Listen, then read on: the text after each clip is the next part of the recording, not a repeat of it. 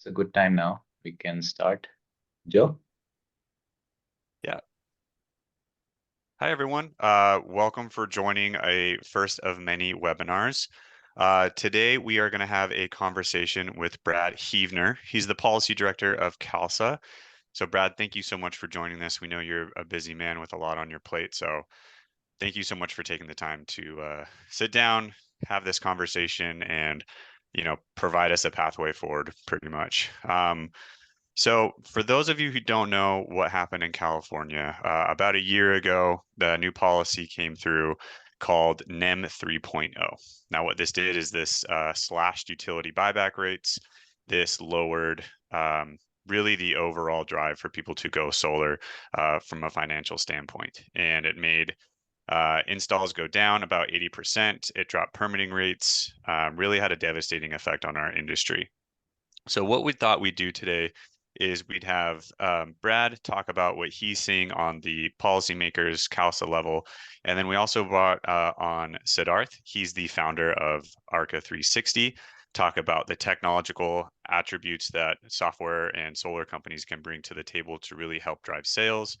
We have Nick here as well. Nick is a field engineer manager for ARKA, as well as a couple of guest speakers to really kind of speak to these issues and to these concerns. So, Brad, the first question I want to raise to you is a year after NEM 3 went into effect, and we saw these devastating changes. We saw people closing up doors who's been around for years and years and years. As I said, install rates plummeted, permit requests plummeted. Um, are you seeing any signs of hope or growth for California in this NEM 3 world? Well, yes, absolutely. We're picking it up from the ashes and heading in the right direction. But the blow from the transition was just so harsh that, as you said, we lost whole companies. We lost a lot of skilled and trained employees by downsizing and the market plunging. So we all know the pain that has happened from NEM 3.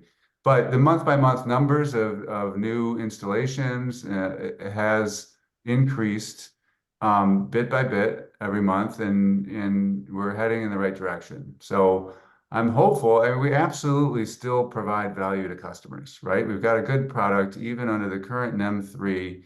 It's a good investment in California to go solar with batteries. But it's so much changed, and there is the battery increasing upfront cost. And it's been a rough transition, but we're heading in the right direction, and I think we'll get back on our feet. Will we get on course to do the amount of good that we were doing for California's climate goals? That's a whole different question. Hmm. Hmm. Yeah, absolutely. And from your perspective, Siddharth, with these rapid changes that have happened in California, what are you seeing that software providers such as yourselves and some other names out there, how are they changing the way that they're looking at these modeling tools? I think right now it's very important for software tools and to show people that solar and storage is a very attractive investment still.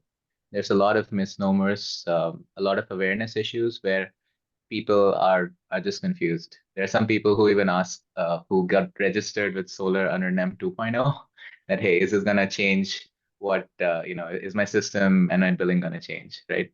So a lot of issues, a lot of information that can still be disseminated. So, Hmm. I think we need more case studies, more news, more webinars, more blogs, and just general more awareness.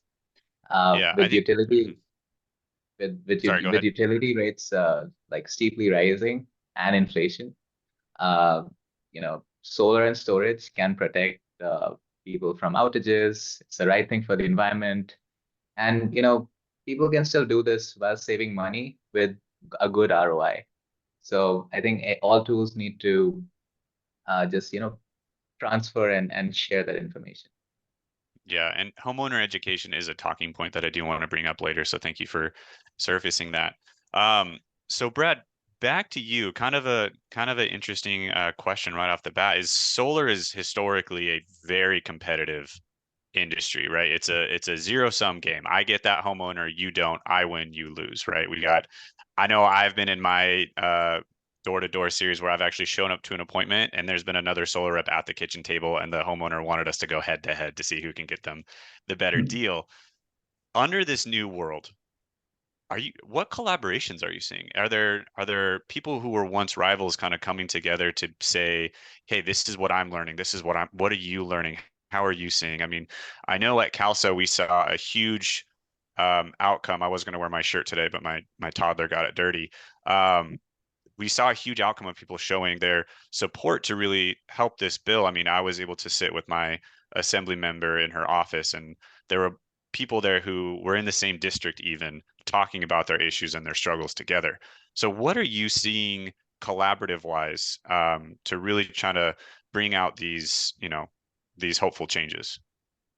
Well, it's interesting because here at CalSA, I always see the good side of industry collaboration. People have been coming together under CalSA for decades to work on common problems and share experiences and learn from each other.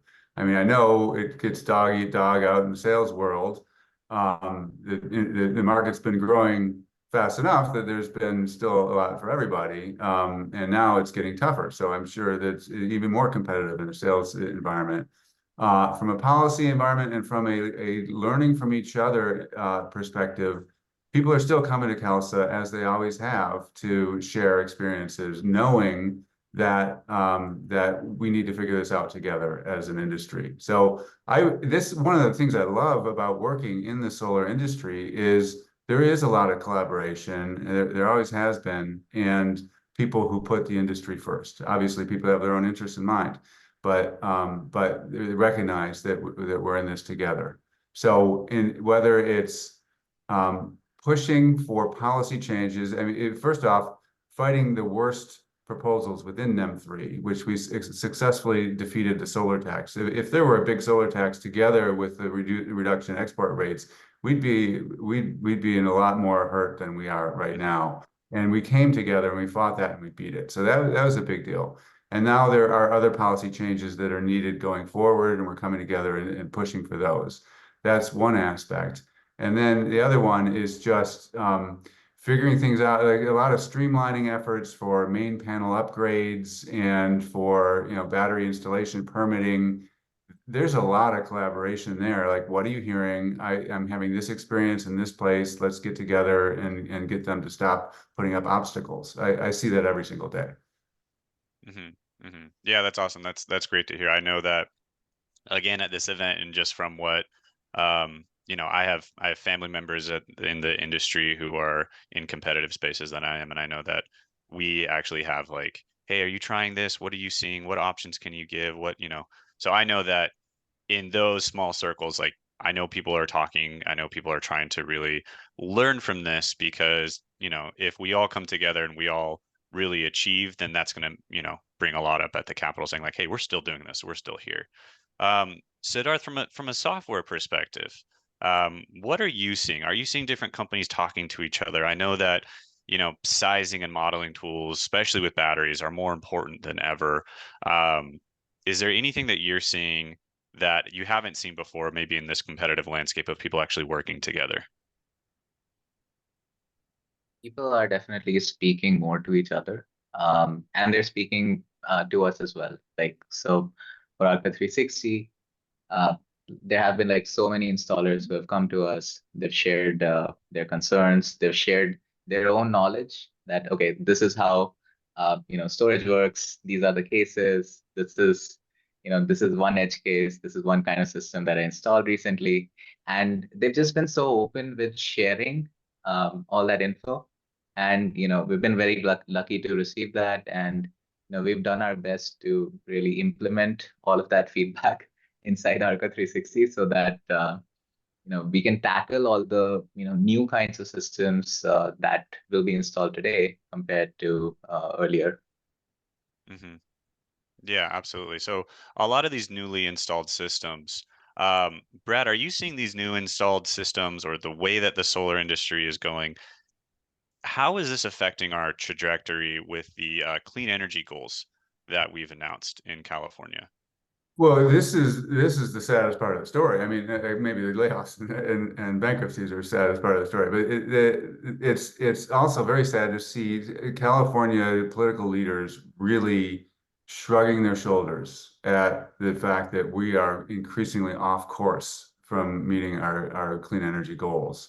There's no question that this was an idiotic thing to do from that perspective. That Hmm. it was even with NEM 2 at its heyday and utility scale solar starting to get strong again, we weren't yet on course to meet our goals. More needs to be done in all sides. And to cut off at the knees the rooftop solar, it was an idiotic thing to do. And when we bring this up with the policymakers, they either make excuses and lie to themselves, or they kind of give a shrug and say, "You can only do what you can do." So uh, turning that around is a major priority. We do absolutely have allies, and obviously, a lot of people care about meeting those goals and know that you can't do it without distributed generation. And that's the case that we're going everywhere right now, telling the story that we can't meet clean energy goals without distributed generation. The message is being well received. People are concerned, and I think that we'll be turning in the right direction, but it's tough to turn a big ship. Yeah. And are you seeing any programs coming out? I've heard more and more about community solar, about distributed energy stuff like that. Are we seeing any other programs that are becoming more and more popular that could potentially right the ship, or are we just kind of got to figure it out and go from there? Well, community solar is another example where the California Public Utilities Commission just did the wrong thing. They issued a proposed decision that chooses not to do community solar in California, basically. So it's just yet again walking away from our clean energy goals. It's by saying we don't need to use this tool. So there are some battery incentive programs we're talking to the CCAs about doing. There are pockets of good things in terms of incentives. Um, and and for the NEM structure, there's opportunities to make changes gradually that will help. We're hopeful about some of the legislation this year. Um, and then the other bright spot is that we were able to get within the NEM 3 decision. It took forever to implement, but it's finally available, is clear rules for adding to NEM systems Hmm. without going to net billing, right? And so you can add capacity to a NEM 1 or a NEM 2 system without losing NEM status on the old system if the new system is non-exporting. You treat them, manage them separately. And it took a long time to get utility agreement on what those configurations need to look like. But we're finally there, and it's going to Yeah. lead to a lot of sales because there are a lot of NEM customers out there that have increased their load, need more solar, and this is a Yep. way to do it. I'm one of them. I need more solar on my house. I mean, rising rising rates, rising temperatures. I mean, growing up, now I never had an AC. Now if I have to have an AC for 4 or 5 months out of the year, and that really hurts my bill. And so these issues, and when I heard that new, like, oh, it's you don't have to switch your old system to NEM 3 if you get an upgrade, like that's really great. And there are products out there and there are companies out there who are really answering the call of like, oh, I don't have enough roof space, like what do I do? And so that's where companies have come in to develop these solutions for it. um and so another question I wanted to ask is, like, obviously we've talked about a lot of issues that have happened, and when these new legislation issues have coming out about NEM 3.0, we're like, okay, this is going to happen, this is going to happen, this is going to happen. What are some unintended consequences that you've seen, like a cascading, event of failures that has happened? I mean, obviously people have closed doors, people have had to leave the country. um what are some unintended consequences? I think one of them that comes to my mind is the utility in California who raised rates and got a big lawsuit because they made tons of money after this change. So are there what consequences are you seeing that maybe people didn't know were going to happen?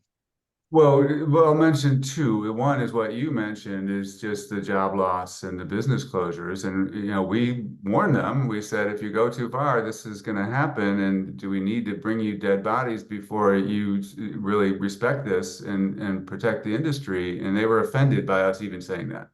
And now there are business closures and lots of layoffs. And at first, when we brought this to light pretty quickly after NEM 3, they didn't believe us. They said they thought that we were exaggerating, that the numbers weren't real. And now I think it's sinking in. They're hearing enough real stories of layoffs and business Yeah. closures that they recognize that they went too far. The other thing I'll mention is providing solar to lower income Californians, where we were making progress year by year in expanding the universe of communities that we're able to do strong business in, and wanted to continue. You know, obviously, we want that to continue. This new policy pushes us back. And I'm very concerned that we have no choice but to revert to more wealthy homeowners that are better able to weather the changed economics. And it just makes it very hard to do more in low-income communities outside of the subsidy programs that they've put to this purpose. Those programs are good and important, and hopefully they'll be successful. We should talk more about how we can make them successful, but they're limited by budgets. And just the basic economics of NEM 3 makes it harder for lower and moderate income Californians to install solar.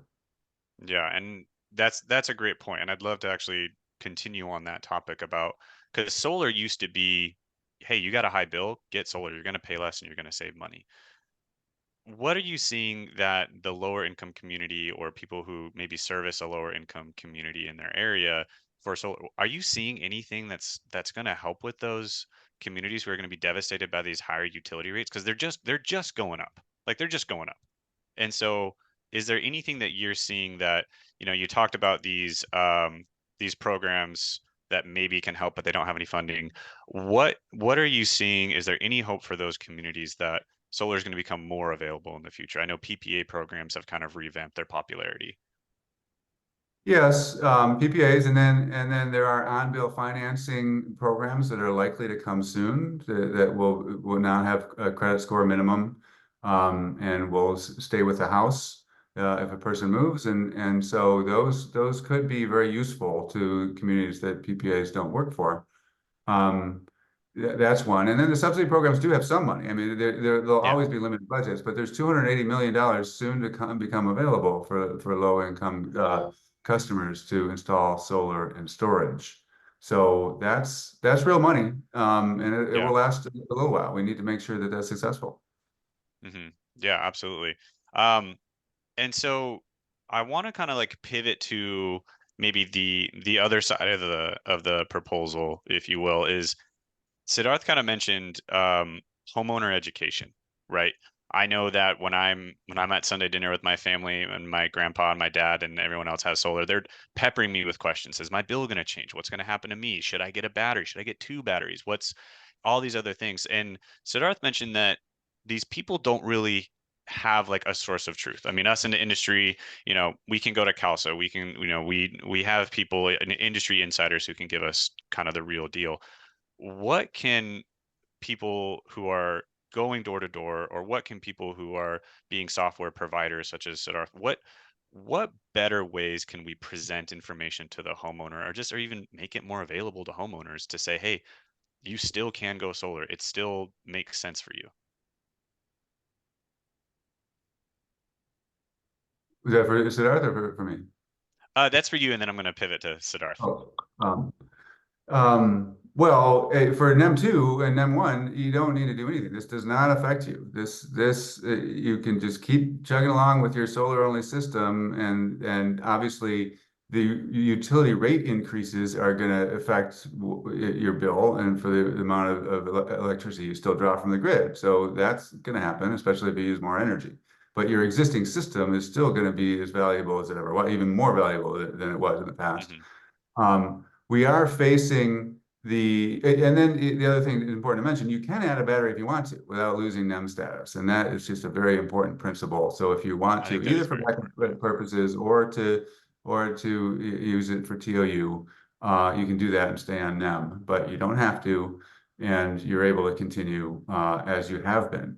The one thing that has changed or that will soon change, is adding a fixed charge to monthly residential bills. that their legislation passed that said there must be a residential fixed charge in certain conditions, and there's been a lot of debate about that that most people have probably heard about. And the utilities propose wild numbers, and even the middle numbers like $30 a month is too much. Our position is if it's $10 to $15 a month, that's fair. A lot of utilities across the country have that level of residential fixed charge. But if it gets to $20, $25, $30, that's really too much. And so that would impact NEM 1 and NEM 2 bills, that you would start paying that fee as a monthly charge. Under NEM 2, you're likely still, you're likely still saving depending on the term. I mean, some people won't. Some people under NEM 2 were, very marginal, depending on loan rates and everything else. So this will push some people over the edge. But we'll have to see. We're fighting very hard against fixed charge implementation of a high charge. It's a very high priority. It's a top priority for CALSA. But that's one thing for people to be aware of. Okay, great. Thank you. And Siddharth, from your angle, because really what you guys do is you're the one who's presenting to the homeowner. You're the one who's gathering what's the most pertinent information for the homeowner, whether it's, true reflection of what your battery is going to do or true generation numbers or financial numbers. How are you seeing a shift go from, we're just going to show you the numbers and call it a day to, okay, now we have to educate you on what NEM 3 actually is and what it's going to do for you? Well, previously sales, there could be sales that closed in one meeting or, phone call and a meeting. Now systems are, you need more information from the homeowner to really design the right system for them. So that time has increased, right? So that's important to note. And storage size, we need to figure out what the consumption is down to the hourly consumption values to really optimize it in the best way possible.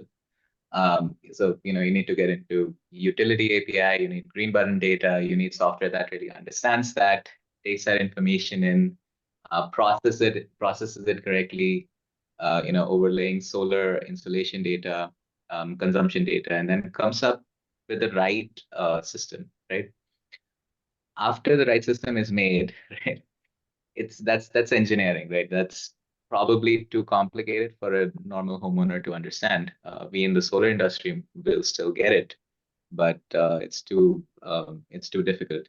So providing a proposal with with this very simple information, show according to the day and date how the current is flowing, some nifty things like that.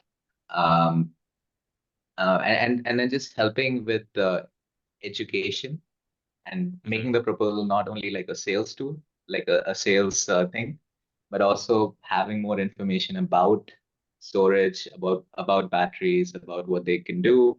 They're safe, they make sense. So that needs to be evangelized right now. Yeah. Everyone from your neighbor to the next door guy, they know about solar. Not everyone knows about solar and storage and how they work together. So we just need to get to that critical mass, and then I think that's one thing that'll help expand this out further. Yeah, absolutely. So in these modeling tools, how important is it to make a tool that's smart enough that can calculate these, this appliance uses this much, this appliance uses that much, your utility is going to take this much at this time. But how important is it to make a tool that can calculate all that, but is simple enough that a sales rep with no engineering background can use this tool and then present the findings that the tool gives to the sales rep to a homeowner who knows even less about how this works? How has that shifted from back in the NEM 2 days where it's like, I put 10 panels on your roof, you're going to save 50% of your utility bill, call it a day and move forward? How has it changed from that conversation to, so tell me about your life and how you plan on using your solar in the next 5 years? How has that conversation shifted, and how has software changed to adapt to those new conversations that sales reps are having? NEM 3.0 has made life harder for us as well, in the software world. Um, it's hard, right? There's just more information you need to take from the customer, more information you need to put in, and you know, you need training, right? You need so everyone needs to learn about like batteries, how they work, and then they need better training and more training as compared to before. So, you know, Mhm. that's just it. The industry really has to game up, level up, train more, learn more about how storage and solar work together. Like, and get, I think just get a little more technical. And I think that should be enough. I mean, it's hard, but it's not that hard also. Yeah. Got you. Yeah, it's difficult because it's a change of conversation. I remember when there was the NEM 2 to NEM 3 change. I remember it was, hey, the conversation's going to change. Like these are now the talking points rather than you're going to save money, you're going to save money. It's, the conversation has changed. I remember system sizing has changed to kind of rely more on the battery versus on the homeowner. And I do know that there are some tools out there that are very in-depth and easy to use that give you multiple different options on, okay, what's going to work best for this homeowner. um, are you seeing any battery companies who are taking a lead on this? This might be a question for Nick as well to chime in on, but are you seeing anything that battery companies are doing that are kind of answering this call of this understanding and maybe providing more calculations or providing more features to their battery or smarter tools, anything like that, from a software and from a hardware perspective? I think that's a great question. A lot of hardware companies, they have calculators on their websites. So homeowners can go up, sort of input all the appliances they have, how long they use them for, and then it'll give like some basic sort of analysis that, okay, you need two batteries or you need three, right? And these are the assumed conditions under which this kind of system would work. So I think that's good, and that kind of stuff is good for education. But ultimately, when you get down to the real system that's going to go up on the roof, that still needs to come, from an engineering tool that needs to be designed well, and you got to go through the whole shindig. Yeah, got you. So, Brad, I'm going to pivot back to you.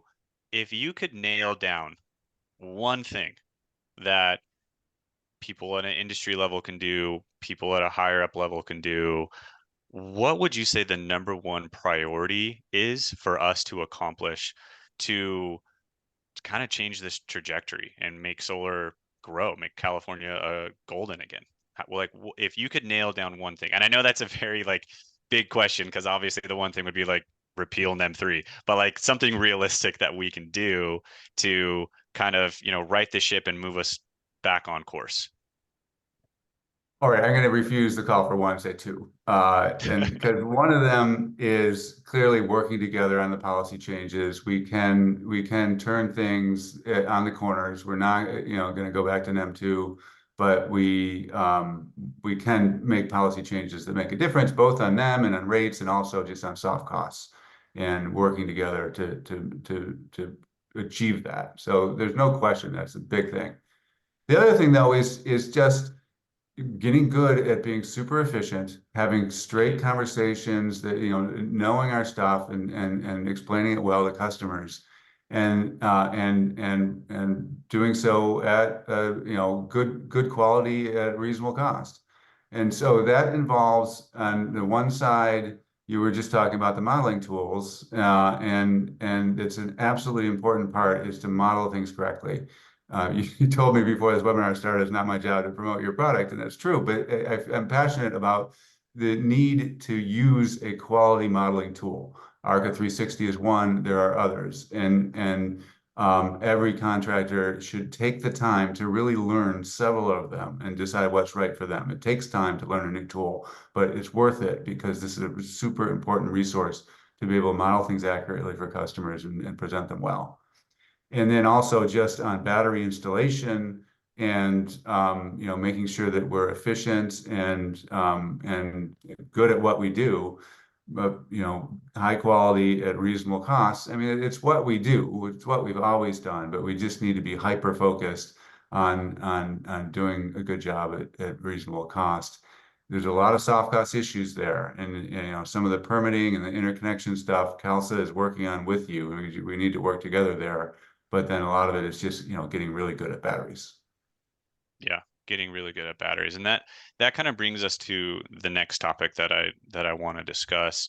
Um, Siddharth, what tools what tools and specific strategies should companies like ARKA Energy and ARKA 360 start implementing immediately to help customers benefit under NEM 3?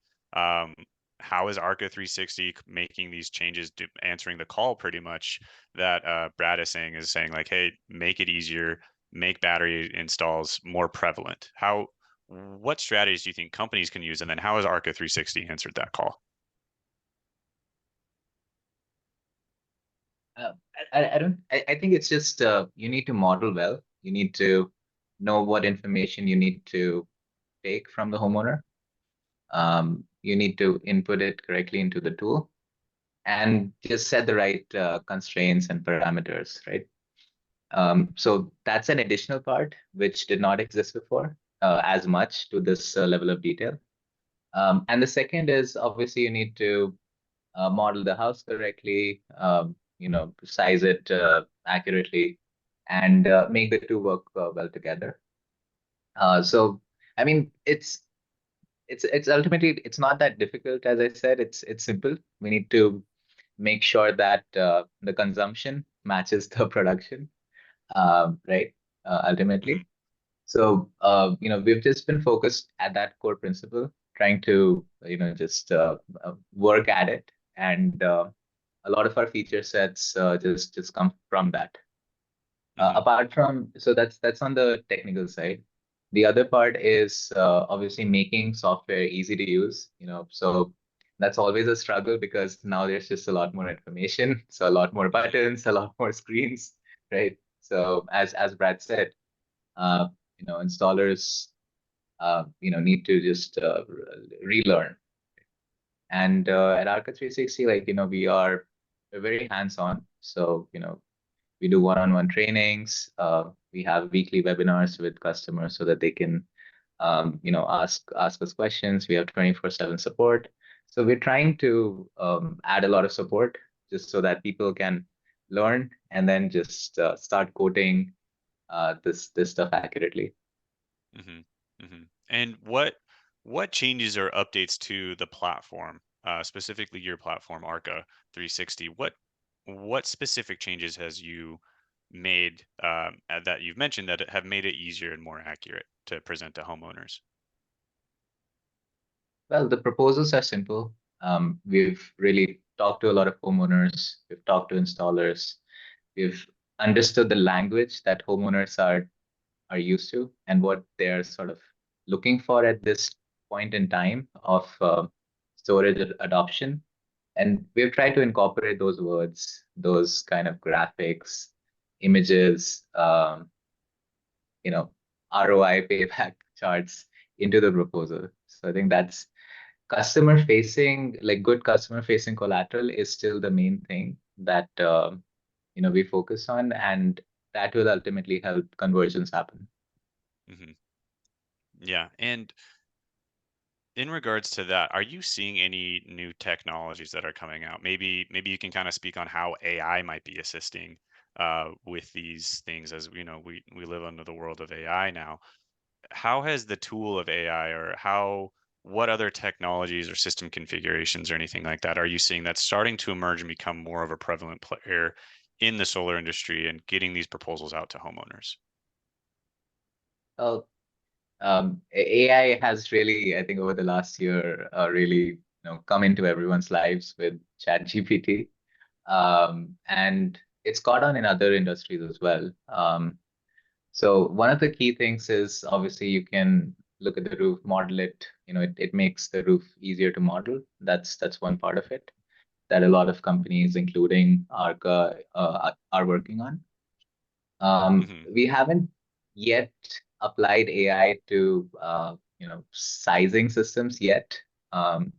Maybe that's something for us to do, but we'll get to that at some Yeah, point. at some point. Yeah. Yeah, that's great. And so as we close up here, I want to leave enough time for Q&A. Brad, I want to ask you a couple more questions, specifically about CALSA and what your guys' mission are and what you guys are doing. How does CALSA plan to address the industry concerns regarding this dampening effect of NEM 3 on the solar adoption in California? And I want to, after you answer that, I want to broaden that out a little bit.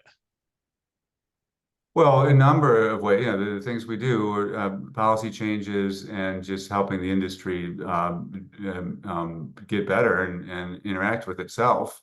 So all that continues.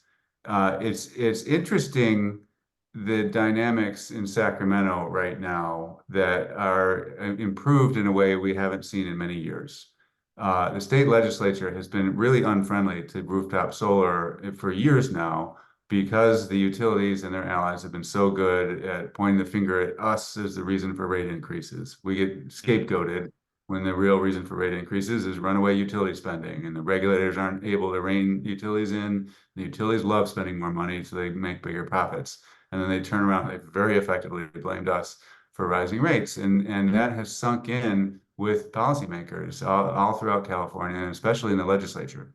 And so it's been rough going in Sacramento in recent years, and this year is very different, where there's a realization that that the PUC went too far, and we need to get back on track for our clean energy goals. And there's an opportunity really to pass meaningful legislation. There's still some very big obstacles. The chair of the Senate Energy Committee is kind of a roadblock. A former SCE vice president runs the Senate Utilities Committee in the California legislature, and getting anything past him is extremely difficult. And Governor Newsom needs to sign every bill, and there's many that he wouldn't. So it's there are challenges, but there's also a more welcome backdrop. So there are a bunch of bills. We have a list of 10 bills that we're working on supporting this year. One that's at the top of the list is fixing the multimeter NBT for what was VNEM and NEMA, now the virtual net billing. And they did away with on-site consumption. They did away with self-generation for any non-residential account in a multimeter property. We have a bill, it's led actually by the Schools Coalition, to turn that around. We'll be pushing very hard to get that through and to allow on-site netting for multimeter properties and commercial accounts. The bill to require the PUC to consider societal benefits in the benefits of solar and distributed energy is an important piece of legislation. And this came up during the court challenge to NEM 3, when the judges on hearing that in Court of Appeals were asking the PUC lawyers questions saying, well, societal benefits sound like benefits to me. How come you're not counting them? And the answer was weak. And so obviously it's good policy, and there's a bill to achieve that. There's a bill to redo NEM 3 that would require it to be in alignment with clean energy goals. Very important piece of legislation. And the fourth one I'll mention is regarding the fixed charge from Assemblymember Irwin, AB 1999, to put a cap on the residential fixed charge. So that's a very important discussion that's happening in the legislature right now. All those things, in addition to some stuff at the PUC and at the Energy Commission, we've worked very, very hard recently on the next round of changes for the new construction mandate, which is very much coming into question due to NEM 3. And we've worked with the CEC staff to educate them about what we can still do for new construction. And that mandate is going to continue with some weakening, but mostly not weakening. So those are all important developments, and I'm actually, if there are more to your question that you want me to get at, but I just immediately went to the specific policy stuff that's on the table right now. Yeah, and that's great, and I'm glad you plugged those, because that was actually going to be the last bit that I wanted you to do. But um, what would your advice be to people maybe outside of California, to these regulators outside of California who kind of look to California as the example and have seen this? I know that California kind of leads the way in regards to clean energy, or well, used to. So what would you say to those people who maybe have those concerns or fears, either policymakers or um, solar installers or industry? Well, that's a really important question. And one of the reasons that we've been very vocal about the hits that our industry has taken, the market downturn and layoffs and bankruptcies. And, we've been shouting from the mountaintops about that, both for influencing policy within California, but also outside of California. Other states need to recognize you can't do what California did and just pretend that everything's going to be okay. So that's number one. Don't go too far too fast. Obviously, there are, limits to what the market can handle. The other one is that California made this change when 13% of our homes have solar. There are other states that are talking about similar changes when they're at 1% or 3% or 5%. And that is not following California. You want to follow California, don't make any changes till 13%, right? Hmm. There are a few states, New Jersey, Massachusetts, that are above 10%, and they're getting there now.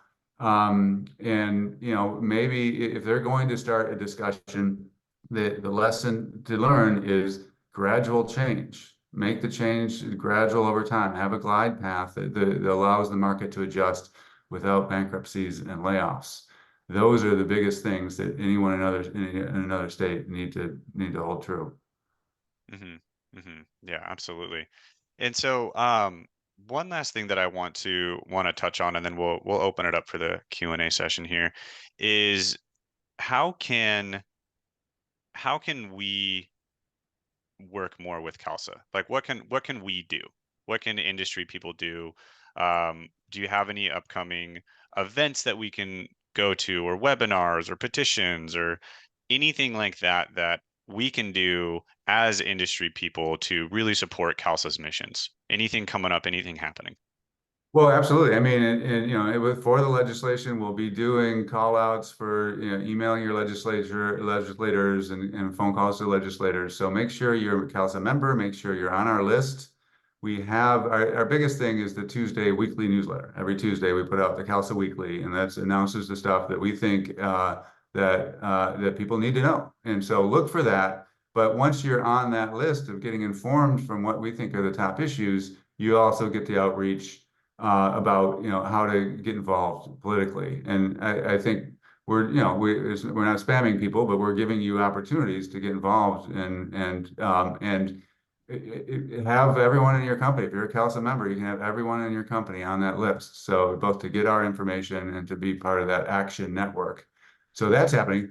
There's the in-person chapter meetings throughout the state. We have 7 chapter meetings throughout California 3 times a year. Next round is coming up in mid-April, and we'll be going throughout the state with the CALSA team talking about these things. And it's a great opportunity to interact with others in the industry. They're really rich social gatherings where we can get to know each other and interact.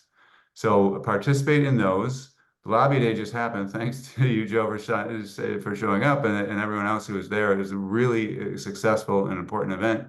We do that once a year. So be involved in that.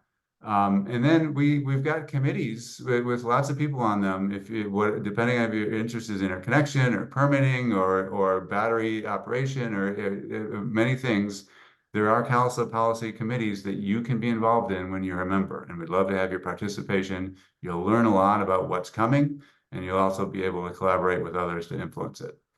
Absolutely. And we'll post those links. So I just want to say thank you again for taking the time to speak with us, both Siddharth and Brad. I know you guys are crazy busy.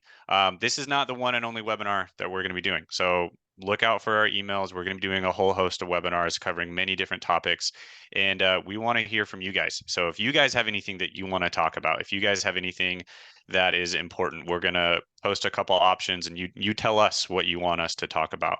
So I'm going to open it up now to ask questions. We got a couple of questions in our Q&A bot here. So I'm going to open it up to those, and then I'm going to open it up to other people at ARKA who may want to ask Brad or Sid some questions. So the first questions we have is the PUC accountable to climate goals? Well, it's a great question because according to their charter, not really. Their charter is really for reliable energy at low prices. And the climate goals are something that they absolutely consider, but it's not part of their foundation. The counter to that, however, SB 100 that created the 100% clean energy by 2045 goal directed all state agencies to incorporate that goal into all of their work. So they are directed there to be consistent with the state clean energy goals. You use the word accountable, and legally it's tenuous, but publicly, absolutely, we need to hold them accountable, right? The public wants us likes clean energy, wants us to meet these goals. It's our job to hold the PUC accountable. Mm-hmm. Yeah, and the next question we have here is for investors who are looking for a solid ROI. This heavy capex upfront and low avoided costs are few challenges, which makes details pencil less. How do we see this improving from a project economic standpoint? Well, the financial tools are important and they're evolving.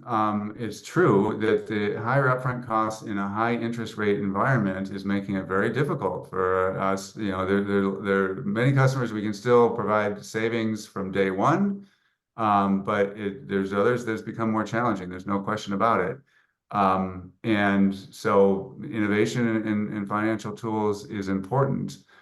In the long run, we still are, a solid investment for most Californians, and so there's savings that we can provide, and I'm not top expert on financing tools, but for many people, they're there. The market will head in the right direction, so there are investment opportunities. There's no question about that. Where those investments are best placed is a very big question. Mm-hmm. And the last question we have here is regarding the low income. When and how is the 280 million for the low to mediate income becoming available? Well, there is a proposed decision from the PUC that was issued recently for the rollout of that new budget. And it will go to a vote a week from today on March 21st. So we are hopeful that they're straightening up some of the problems from the proposed decision and will finalize details that will make it a successful program. So if it is finalized by a vote of the commissioners in a week, the SGIP program administrators then need to make changes to the handbook to actually roll it out.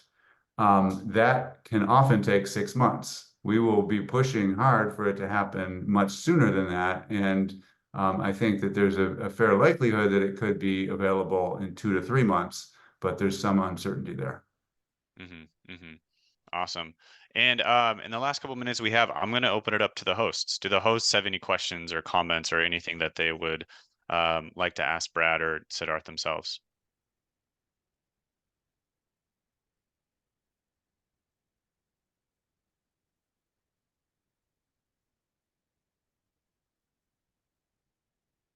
Looks like we got one more.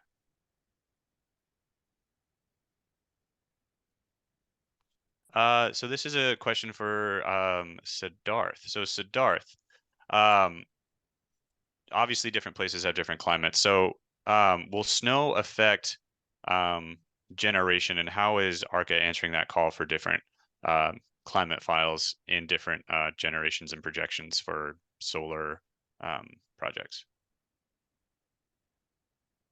So yeah, if there's a colder climate with a lot of sunlight, panels, solar PV systems, they perform the best over there. So the colder the temperature, but is good. If you have ice on top of the panels or snow on top of the panels, obviously that's not great because the sunlight's not going to get through. So you got to keep them clean, free of snow. But so if you do that, then solar works very well. Okay. Are we doing anything to bring up those different weather files in the software, or are we using different calculations or different softwares helping us predict those, Oh, or what are we? absolutely. Absolutely. Yeah. ARKA 360 has its own sort of modeling engine. So we model and we make sure that we take things like temperature, wind, sunlight, diffuse, direct, everything. So all of those things are considered while modeling and while we figure out the generation. Okay, And great. weather files are obviously like across the world. So mostly there are weather files that are available within where you live. So you're pretty sure that you'll get the local weather and an accurate simulation as a result of that local weather file. So we have those built in. Okay, great. Yeah, I think that's the final question. So again, thank you everyone for joining. Brad, thank you so much for your time. We'll post a link to the recording of this webinar as well as those bills that you mentioned and the Tuesday newsletter, the upcoming events, everything like that. We'll post those so we can get a strong showing. But again, That's thank great. you everyone. Thank you for hosting this and having me here. The first step, if anyone wants to find out more, email info@calsa.org. That's monitored, and we respond to info@, and it's the easiest way. Whatever your question is, and whether you remember or not, you want to get involved, you want to find out more, that's an easy way to just reach out, and we'll respond. Awesome. Thank you. All right, everyone. Thanks again, and stay tuned for more webinars from ARKA.